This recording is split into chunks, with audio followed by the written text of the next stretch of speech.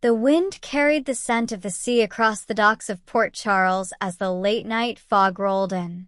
It had been years since anyone had seen Ethan Lovett in this quiet harbor town. Rumors had traveled faster than ships. Stories of gambling halls in Monte Carlo, daring escapes in Venezuela, and a mysterious life somewhere in Australia. But on this night, the rumors became reality.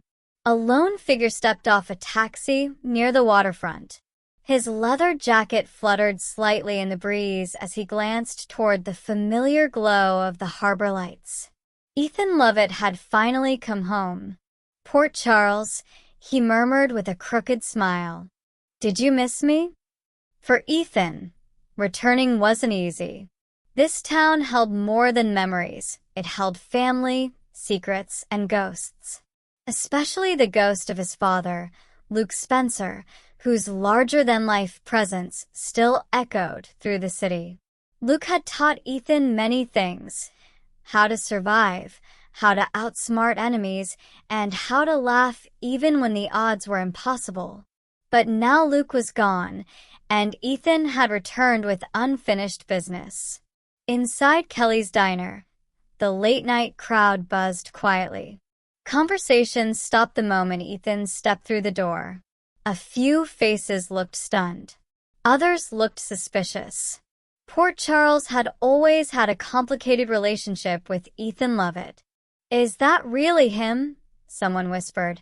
Ethan simply tipped an imaginary hat and walked to the counter. "Coffee," he said casually.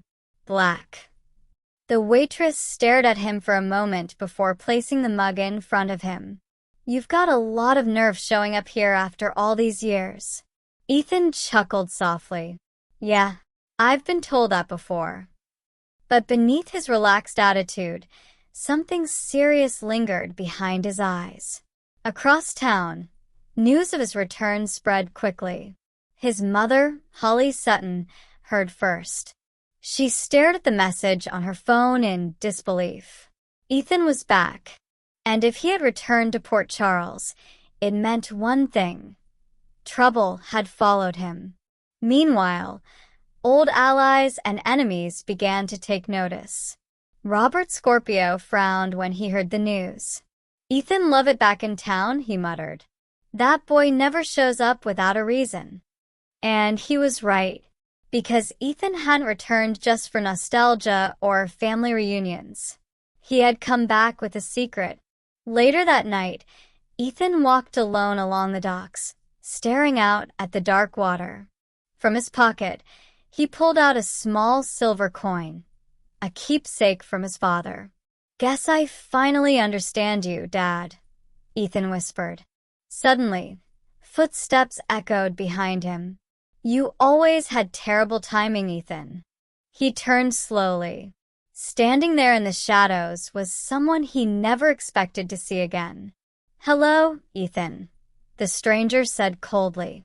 "Did you really think you could run forever?" Ethan's easy smile faded. "Funny," he replied quietly. "I was just thinking the same thing about you." The wind howled across the harbor as tension filled the air. Port Charles was about to become the center of another dangerous game, one involving old enemies, hidden truths, and a mystery that could shake the entire Spencer family. And Ethan Lovett was right in the middle of it. With a smirk returning to his face, Ethan slipped the coin back into his pocket. "Well," he said calmly, "looks like things just got interesting." And in Port Charles, when things get interesting, nothing stays the same for long. The fog over the Port Charles harbor thickened as the night deepened, rolling slowly across the water like a curtain hiding secrets waiting to unfold. Streetlights reflected faintly against the waves, and the distant sound of a boat horn echoed across the docks. Ethan Lovett stood quietly at the edge of the pier, hands tucked into the pockets of his jacket. The cool wind ruffled his hair as he looked out over the dark water. It had been years since he last stood here. Years since he walked away from Port Charles, leaving behind chaos, heartbreak, and more than a few unfinished stories. Yet somehow, he knew he would always find his way back. "Guess you were right, Dad," Ethan murmured, flipping a silver coin into the air before catching it. "You can run from trouble, but eventually it catches up." The coin belonged to his father, Luke Spencer. It had once been Luke's lucky charm, a small symbol of the gambler's life he lived. After Luke's death, Ethan carried it everywhere. Until recently. 3 weeks earlier, Ethan had been living quietly in Sydney, Australia. For once in his life, he was trying to avoid cons, schemes, and dangerous alliances. The calm lifestyle felt strange, but he had grown used to it. Then the envelope arrived. No return address. Inside was a photograph. The picture showed a silver coin identical to the one Ethan carried. The same scratches. The same worn edges. Except Ethan knew something impossible about that coin. There had only ever been one. Beneath the photograph was a note. "Your father left more behind than you realize." That was all it took. Within hours, Ethan had booked a flight back to the United States, back to Port Charles. By the next morning, Ethan's return had already begun sending ripples through town. At the police station, Robert Scorpio stood near the window, coffee in hand, reviewing reports. When one of the officers mentioned Ethan's name, Robert sighed heavily. "Ethan Lovett," he muttered. "That boy's timing is always suspicious." Robert had known Ethan since he first appeared in town years ago, drifting in with a charming smile and a knack for trouble. The revelation that Ethan was Luke Spencer's son had only made things more complicated. "Any idea why he's back?" the officer asked. Robert shook his head. "Ethan never returns without a reason," he said, "which means something's about to happen." Meanwhile, at Kelly's diner, Ethan sat comfortably in a booth enjoying a late breakfast. Despite the whispers surrounding him, he looked completely relaxed. "Still causing trouble, I see," a familiar voice said. Ethan looked up and grinned. "Holly." His mother stood beside the table, arms crossed, though her eyes softened as she looked at him. "You could have called," Holly Sutton said. "And ruin the dramatic entrance?" Ethan replied, "Where's the fun in that?" She slid into the seat across from him. "I heard you came back last night," she said quietly. "Why?" Ethan hesitated for the briefest moment. That was enough for Holly to notice. "What happened?" she asked. Ethan reached into his jacket and placed the photograph on the table. Holly picked it up, and her expression changed instantly. "That's impossible," she whispered.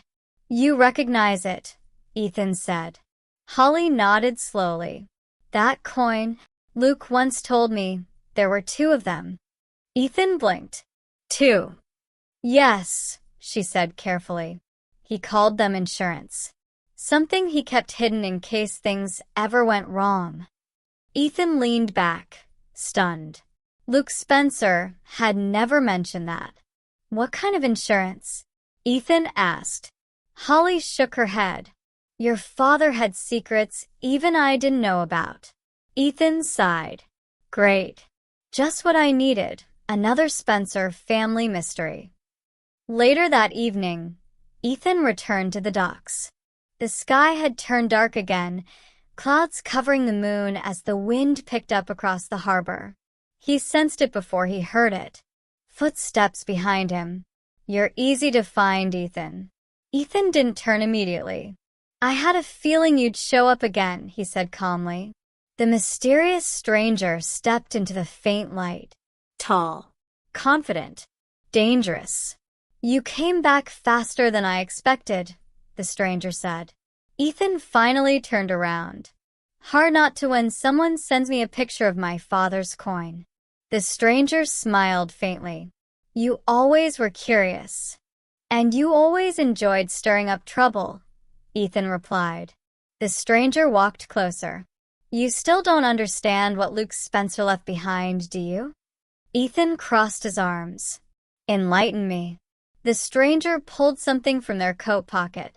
Another coin. But this one was different. Etched into the metal was a small